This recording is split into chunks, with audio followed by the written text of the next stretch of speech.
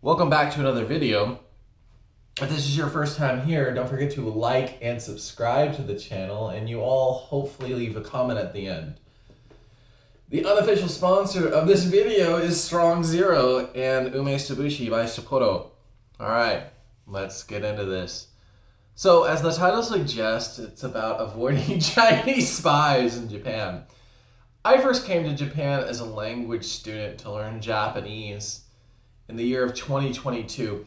Above you is a picture of the logo and the front entrance of the school that I went to, ISI, International Language School. International it was.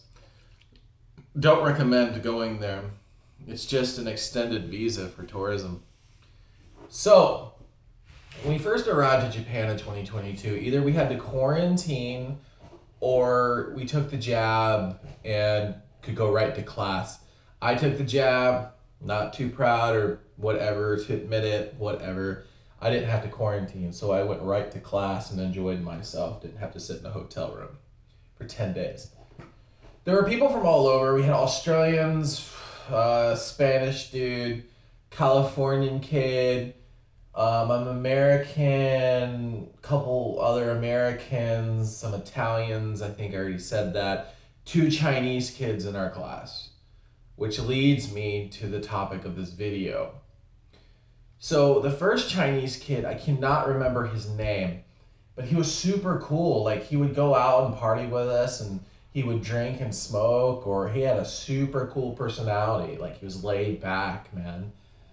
He of course was like the rest of us. We didn't really understand Japanese, didn't care. He was like, I'm here to have fun. This dude was 23 and he looked like 45. Probably from some village in the middle of nowhere in China, right? Been drinking and smoking since he was like 12 because there's nothing else to do. Probably no women either, except for his cousins and mom and grandmother. So as the week goes by, other kids start, leaving. The exodus from quarantine begins. And we had another kid come to the class, another Chinese kid. He was from Beijing. He was actually super cool, man. He was super sporty. He always looked like he was in shape, but he was super young. He was like 20 years old, maybe 21. Thing is about the Chinese kids, they don't need as much reading practice when it comes to Japanese because of the kanjis in their language. I think kanzu, I think is what it's called. I'm not entirely certain what it's called in Chinese. So the weeks, maybe a month goes by, it starts getting hotter, we start getting used to each other, having conversations, asking each other what's up. But little as we know, as more and more as we realized, our once cool Chinese friend who used to go out and party with us, instantly straight-laced as his friend comes around.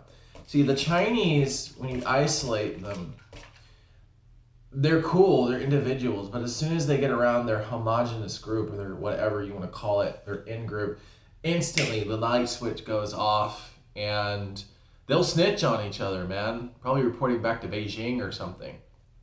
So, all of a sudden one day, something was strange.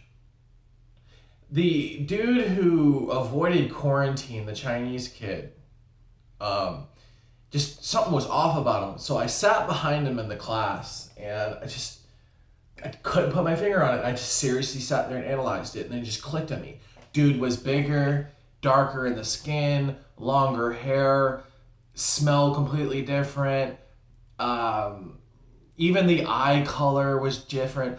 Also, the tone of his voice was different. He wasn't as sharp, with the words. This kid, you could put him up to the board, take him to the board in the front of the class, and he could just fire out those kanjis to a level which would embarrass you. Chinese kids, man.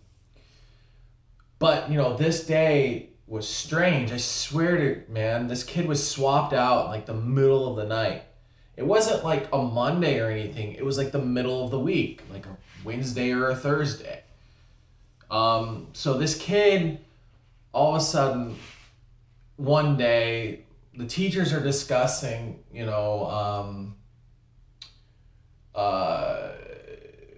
cultural exchange. And a lot of the Japanese people, they love absolutely love the Beatles.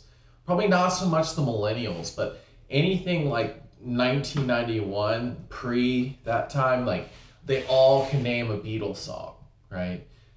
So all of a sudden one day, the teacher of our class, Fukushima Sensei, whips out her phone. I think she probably plays like the Japanese version of, I think, Imagine or something. And okay, kids didn't care. Everyone's like, okay, whatever, cool. Thanks, Fukushima Sensei. We need listening practice to study with. And then so she switches it to the English version. And here is where it gets interesting. So all of a sudden they get to like the Imagine part, and the dude that they must have swapped out in the middle of the night, he just starts freaking out like he's about to stand up, and all the other kids in the class just didn't understand, except for one of my fellow American friends who's also half Canadian. And also we looked at each other and we looked at the other Europeans who just didn't understand because these Chinese kids freaking out, man. He's freaking out hard. And I'm like, dude, they banned like half the Beatles catalog in China, even like a couple Beethoven songs and everything. Like everything from Winnie the Pooh and probably even certain brands of food were banned. I mean, you look at the Star Wars poster, they got rid of what was the dude's name? Finn on the new from the new Star Wars movie from the posters. So yeah, he freaks out. We're like telling him, calm down, calm down. You're not in China, bro. Just enjoy yourself. And we looked over at our friend that was like used to be super chill with us. And he's freaking out, just staring at his friend like, oh shit, what's about to happen? Oh my God. And we're just telling the kid, calm down, calm down. And it didn't end until the song ended. I think it was Imagine or Hey Jude or something. One of the songs from the band list. I can't remember which one it was. So I guess at that point, Fukushima Sensei was smart enough never to play the Beatles again around those Chinese kids. So as the weeks went on and our Japanese got better, we started like mixing classes together. One of the things you'll realize is in the upper classes, you'll pretty much only find that it's 90+% Chinese or people that can speak Chinese fluently. And so I went to another class and had a conversation with this super skinny Chinese kid. Man, another kid from Beijing. It's crazy. So he starts talking to me. I told him I was American. Instantly starts talking about Donald Trump being racist and not liking Chinese people, which just isn't the case. And it was like I fell for it, and I gave him that whole spiel about our countries just aren't getting along right now when it comes to trade. I don't want to get too deep into it, but I'm not going to give you a history lesson. So all of a sudden it clicked on me probably like months later. Every single word that was coming out of his mouth was the same commie socialist gobbledygook that the white women were saying out of American colleges. Like, they send this leader from China probably to infect the minds with propaganda and spread gobbledygook and have people fight for other wars of other countries as forms of destabilization. If I was smart and wanted to fight a war, I would go and infect the host and then make the host pacified with products so I could just walk in and take it from them willingly with their permission. So to make a long story short, aka the conclusion, like I said in an earlier video in my review of Gogo Nihon, is these schools need to be heavily regulated because you have no idea what you're bringing into your countries. I swear, man, that kid was a spy. Because all of a sudden, like I said, he was completely different. Even the tone of his voice. Even the other kid in the other class must have been the handler to make sure he whipped the other Chinese kids into shape. The Japanese government, if they hear this video or watch it, please. The problem isn't the people that disappear in the country. It's the people that you're bringing in and not screening them. Them disappearing, if somebody does, that person is the least of your concern because they'll work in like a ramen shop or do menial work. The Chinese spy will infiltrate and inject and infect with commie gobbledygook. Under the guise of cultural exchange and wanting to learn.